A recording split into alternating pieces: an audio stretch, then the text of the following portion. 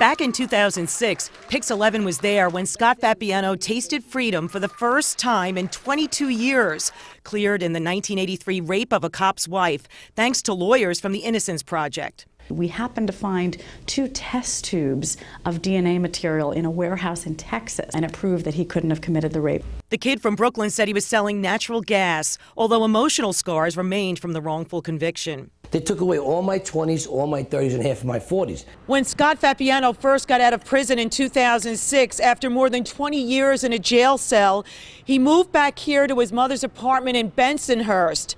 And he had a lot of hopes for the future when we met him and interviewed him with his then girlfriend at her apartment in Queens. The love that me and Joanne have, people wait their whole lifetime and never get. Fabiano eventually married Joanne, moving to this well-appointed home in the Toad Hill section of Staten Island.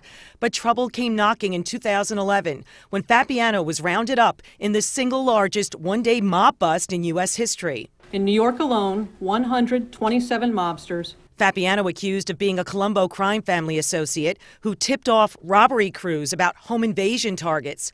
He told the judge life on the outside was a tough adjustment, and he got off with 1 month, time served. Now he's been busted again. This time they're saying that you hooked up with the Gambinos and you were shaking down garbage haulers. Yeah, I've been in my house every day. You don't leave your house? Miss Murphy, please, I'm sorry, I don't want to do this, but I just got arrested. This was the perp walk yesterday, but Fabiano made it back home and was polite when I knocked on his door. Mary Murphy! Scott, you're smiling. Are you okay? Yeah, Joanne, stop! But he wasn't happy to talk about the latest arrest. It's a joke, as far as I'm concerned, but I don't know if I could do this like this. Yeah, I'm the sorry. only thing people would say is, you got out of jail after 22 years. You had another chance to turn your life around. You got arrested in 2011. For nothing. And the judge let you out with time served for 1 month. I did nothing. I didn't do anything. But just, I'm afraid to go back to trial with these people because they'll give me 100 years again for nothing. And Fabiano still has support on Bay 16th in Bensonhurst, where he grew up. He grew up with my kids. He was the best kid on this block. Very courteous, very polite. He went to Severian High School, and that's a hard school to get in.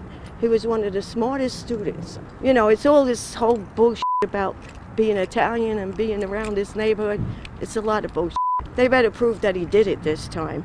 Another neighbor agreed Fabiano was a nice guy and added this. Just like you right now, you seem like a nice person, but I don't know what you do at night. You could be a killer too. Not something I've ever been charged with, but I get the point. And Fabiano was waiting to get his day in court, even as he politely ended our interview.